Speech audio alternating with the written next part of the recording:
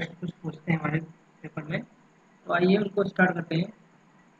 ठीक है, तो फटाफट आप लोग लाइव हो जाइए। तो चलिए स्टार्ट करते हैं आज का पहला क्वेश्चन। देखते हैं कि पहला क्वेश्चन क्या है।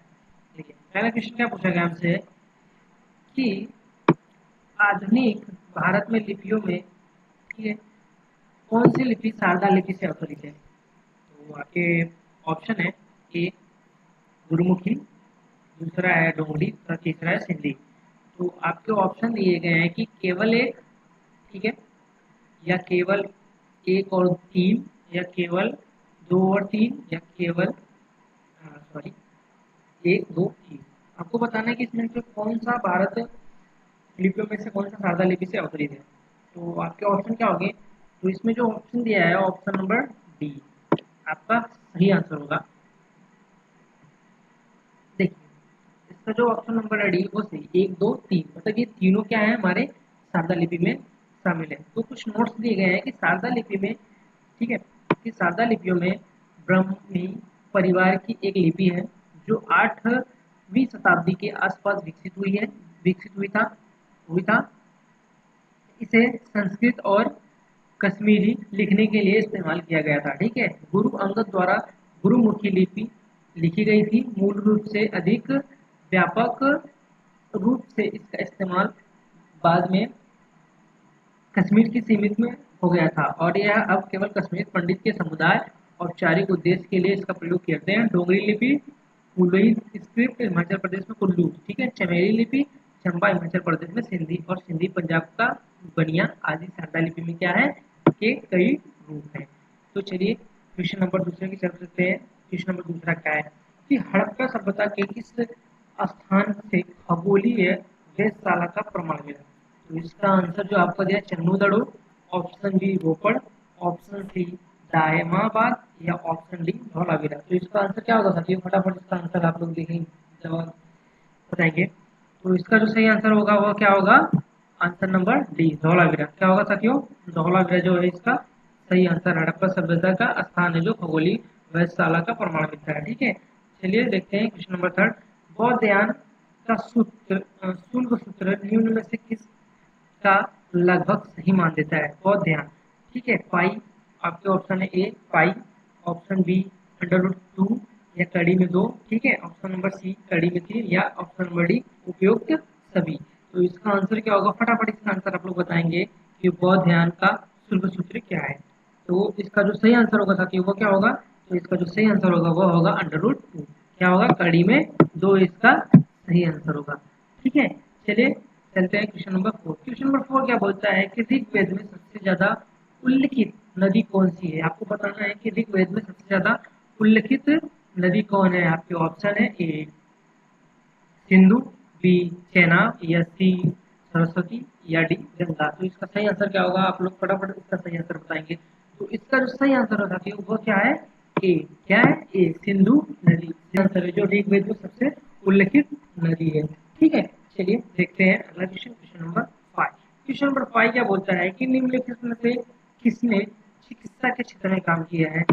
निम्नलिखित में से किसने चिकित्सा के क्षेत्र में काम किया है। तो आपके ऑप्शन है ए शामिल, बी सुदरक, सी कालिदास, या डी सुसूत्र, सॉरी सुसूत। ठीक है, तो आपको बताना है कि इसमें सही आंसर क्या होगा। तो इसका जो सही आंसर होगा वह क्या होगा साथियों, d option number d Sushruta जो है वो क्या है चिकित्सा के क्षेत्र में काम किए हैं।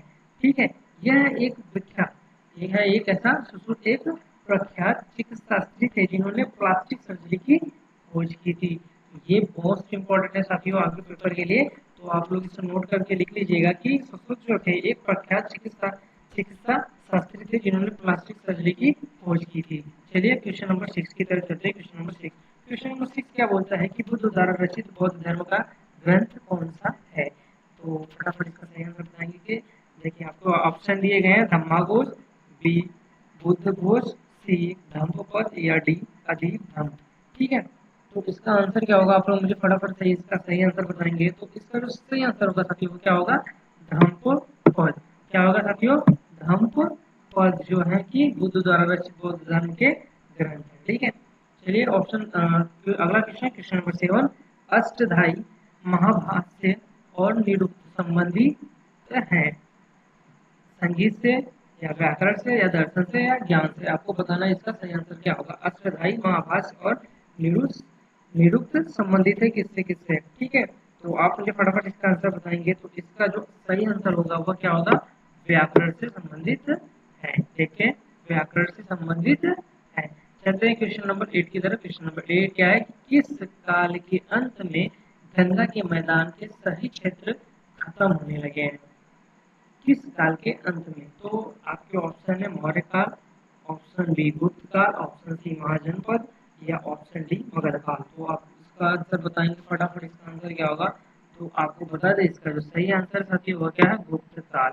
क्या है, गुप्त काल से क्या हुआ, अंत में गंगा के मैदान से सारे क्षेत्र क्या होने लगे, खत्म होने चुके हैं, ठीक है। चलिए और क्वेश्चन नंबर 9 की तरफ। क्वेश्चन नंबर 9 क्या है कि कश्मीर के इतिहास से कौन सी पुस्तक संबंधित है। तो आपको बताना है इसका आंसर क्या होगा कि कश्मीर के इतिहास में कौन सी पुस्तक संबंधित है। राजतरंगिणी या पंचतंत्र या विक्रमोर्वशी या मलिक विक्रांगी मंत्र। तो आपको बताना है इसका आंसर क्या होगा। तो इसका जो आंसर होगा वह क्या होगा, राजतरंगिणी। क्या होगा साथियों, राजतरंगिणी। राजतरंगिणी के कश्मीर के इतिहास से संबंधित है। इसे कल्हड़ में लिखा गया है, किसमें, कल्हड़ में लिखा गया है।